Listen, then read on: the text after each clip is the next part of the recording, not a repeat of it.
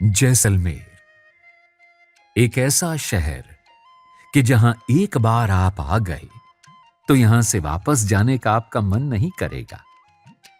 लेकिन हर टूरिस्ट को अपने घर तो वापस लौटना ही होता है, मगर जैसलमेर आपको बार बार बुलाएगा और यहां आकर हर बार आपका मन पहले की तरह ही रोमांचित होगा। चलिए आज मैं आपको लिए चलता हूं जैसलमेर की एक सुंदर हवेली की ओर। जैसा कि आप सब जानते हैं कि यह शहर सुंदर महलों, नक्काशीदार हवेलियों और इमारतों का शहर है, लेकिन इन तक पहुंचने के लिए हमें संकरी और बलखाती गलियों में से ही गुजरना होगा। तो आइए आज देखने चलें जैसलमेर की सुप्रसिद्ध नथमल जी की हवेली। मैंने अभी आपसे तंग और पतली गलियों का जिक्र किया था। जी हां, आइए इन्हीं में से होकर हम निकलते हैं।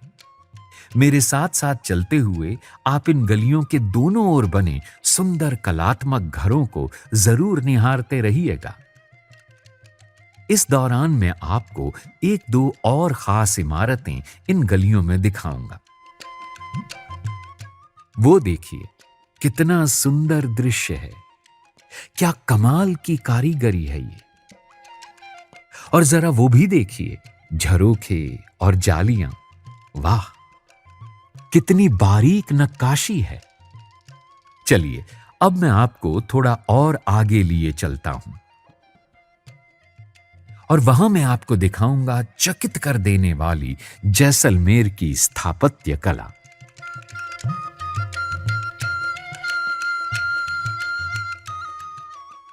लीजिए, पहुंच गए हम अपनी मंजिल यानी नथमल जी की हवेली। क्या खूबसूरत नजारा है ये। आपके बारे में तो मैं कह नहीं सकता, मगर मैंने तो ऐसी हवेली और कहीं नहीं देखी। इसका कंस्ट्रक्शन मुगल शैली का है।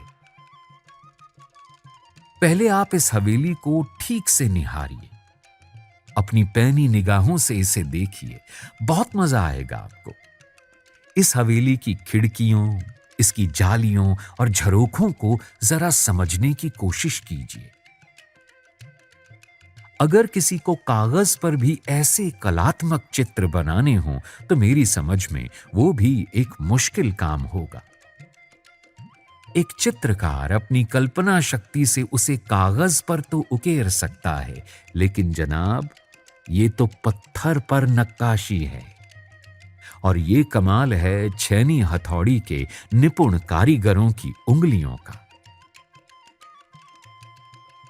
सन 1885 में जब यह हवेली बनी थी, तब ना तो आज जैसी कंस्ट्रक्शन में काम आने वाली कोई मशीनें थीं और ना ही कोई विकसित विज्ञान था और ना ही ट्रेन्ड आर्किटेक्ट्स थे।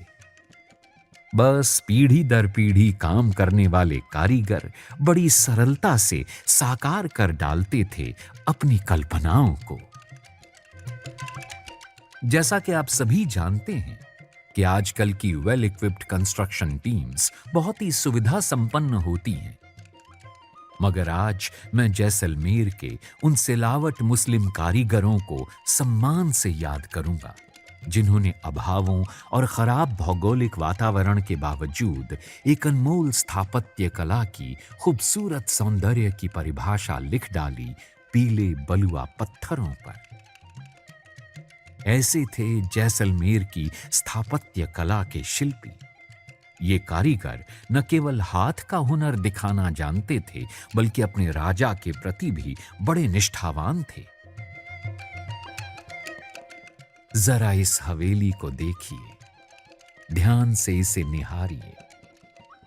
उसके बाद मैं आपको सुनाऊंगा इस इमारत से जुड़ी एक दिलचस्प कहानी। जैसलमेर के एक राजा थे, महारावल बैरिसाल सिंह। उनकी कोई संतान नहीं थी। राज ज्योतिषियों ने उन्हें सलाह दी कि यदि आप इस पहाड़ी पर बने किले में रहना छोड़ दें और अपने निवास के लिए बाहर समतल भूमि पर अलग से एक महल बनवा लें, तो आपको संतान सुख प्राप्त हो सकता है। राजा ने यह सलाह मानकर मंदिर पैलेस के निर्माण का जिम्मा अपने दीवान नथमल को सौंपा। धीरे धीरे मंदिर पैलेस का निर्माण कार्य चलता रहा। महाराजा की उम्र ढलती जा रही थी और संतान सुख प्राप्त करने की जल्दी में वे मंदिर पैलेस के अधूरे निर्माण में ही शिफ्ट हो गए। लेकिन मंदिर पैलेस का बाकी निर्माण भी साथ साथ जारी रहा। राजा तो भाई राजा थे। रियासत के कार्यों में अधिक व्यस्त रहने के कारण राजा को थकान हो जाती थी और उन्हें विश्राम करना पड़ता था। जब वे दोपहर में 2 घंटे के लिए रेस्ट करते तो कारीगरों की छैनी हथौड़ी की आवाजें उनके आराम में खलल डालती। राजा ने अपने दीवान नथमल जी को हुक्म दिया कि उनके आराम के वक्त निर्माण कार्य बंद करा दिया जाए। नथमल जी राजा के हुक्म के आगे नतमस्तक थे, लेकिन वे ये भी जानते थे कि यदि हजारों मिस्त्री मजदूरों का काम 2 घंटे हर रोज रोका गया तो रियासत का तो बहुत बड़ा नुकसान होगा। इसीलिए दिन में 2 घंटे इन कारीगरों को मंदिर पैलेस के काम से हटाकर पास ही खाली पड़ी जमीन पर इस हवेली का निर्माण शुरू करवा दिया। इस नई हवेली में ये कारीगर हर रोज 2 घंटे ही काम करते थे और फिर वापस महल के निर्माण कार्य के लिए चले जाते थे। उधर मंदिर पैलेस बना और इधर नई नवेली हवेली की 2 मंजिलें भी बन संवर कर तैयार हो गई थी। जब इस हवेली की गृह प्रवेश पूजा की जानी थी तो दीवान नथमल ने राजा को इस हवेली में आमंत्रित किया। राजा तो इसे देखकर भौंचक्के रह गए और पूछा, इतनी भव्य हवेली इस रियासत में किसकी है, कब बनी? तब दीवान नथमल ने इस हवेली के निर्माण का पूरा किस्सा बयां किया। राजा बैरी साल सिंह ने अपने दीवान नथमल की कुशाग्र बुद्धि की जमकर तारीफ की और यह हवेली उन्हीं को रहने के लिए उपहार स्वरूप दे दी और दीवान नथमल जी के वंशज आज भी इस हवेली में रहते हैं।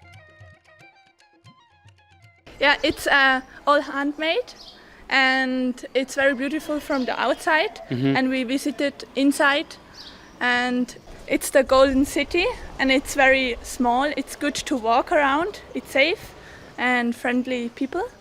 And yeah. And close to the desert. It's very interesting. Yeah, it's also interesting that in this city there is not only the people are living in the city, there's also the fortress. So 2 different parts of the city. इस हवेली के बाहर ये 2 हाथी बने हुए देख रहे हैं आप।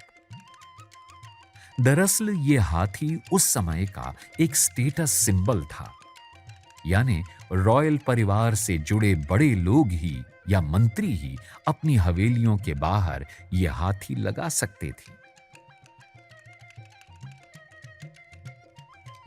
नथमल की हवेली की एक और खास बात है, वो भी मैं आपको बताऊंगा, लेकिन उससे पहले स्थापत्य कला के इस खूबसूरत नजारे को आप एक बार फिर से ध्यान से देखें। ये मैं इसलिए कह रहा हूं कि जो खास बात अब मैं आपको बताने जा रहा हूं वो इस हवेली की खूबसूरती से ही जुड़ी हुई है। ठीक है, तो देख लिया ना आपने इस हवेली को बारीकी से? तो ठीक है, अब मैं आपको बताता हूं। दरअसल इस सुंदर हवेली को लालू और हाथी नाम के 2 भाइयों ने कंपटीशन में बनाया था। जी हां, और इसका निर्माण 2 अलग-अलग हिस्सों में किया गया है। इसका लेफ्ट वाला जो हिस्सा है वो लालू ने बनाया था, जबकि राइट वाला हिस्सा उसके भाई हाथी ने बनाया था। आपको बार-बार ध्यान लगाकर देखने को मैं इसलिए कह रहा था कि कहीं आपको इस हवेली के 2 अलग-अलग हिस्से दिखाई दे जाएं, या फिर इन दोनों भागों में जो बारीक से बारीक अंतर हैं उन्हें आप पहचान सकें। क्यों? नहीं देख पाए ना आप वो अंतर? चलिए अब मैं आपको दिखाता हूं। इस हवेली के ये दो अलग अलग भाग हैं और दोनों के डिजाइन्स में काफी बड़ा फर्क दिखाई देता है। मुगल शैली से बनी इस हवेली के बाएं हिस्से में नीचे एक छोटा सा झरोखा दिखाई दे रहा होगा। इस झरोखे में दो खिड़कियां हैं, जबकि हवेली के दाईं तरफ ठीक इसी जगह ऐसा ही छोटा झरोखा आप देख रहे हैं, लेकिन उसमें एक ही खिड़की है। हवेली के लेफ्ट साइड में ऊपर एक साथ 3 बैल्कनीज बनाई गई हैं, जबकि राइट साइड में इसी जगह केवल एक ही बैल्कनी है और इसमें खिड़कियों के शीशे भी अलग अलग प्रकार के हैं। हवेली के बाएं भाग के कॉर्नर पर ऊपर मोर और चिड़ियों की आकृतियां बनी हुई हैं, जबकि दाएं हिस्से में इसी जगह कॉर्नर पर सिर्फ मोर बनाए गए हैं, लेकिन चिड़िया यहां नहीं उकेरी गई है। हवेली के लेफ्ट साइड वाले हिस्से में आप जरा ऊपर की ओर देखिए। आपको 4 मोर और महिला की आकृति दिखाई देगी, जबकि राइट साइड में इसी जगह सिर्फ मोर की आकृतियां हैं, यहां महिला नहीं है। अब बताइए, आपने इस हवेली को बड़े गौर से देखा है कि नहीं? लेकिन फिर भी शायद आपकी आंखें धोखा खा गईं।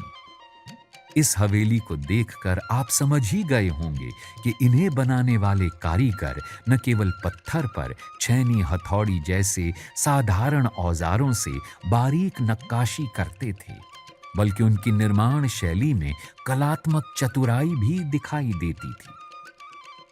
बस इसीलिए सारी दुनिया जैसलमेर की स्थापत्य कला का लोहा मानती है।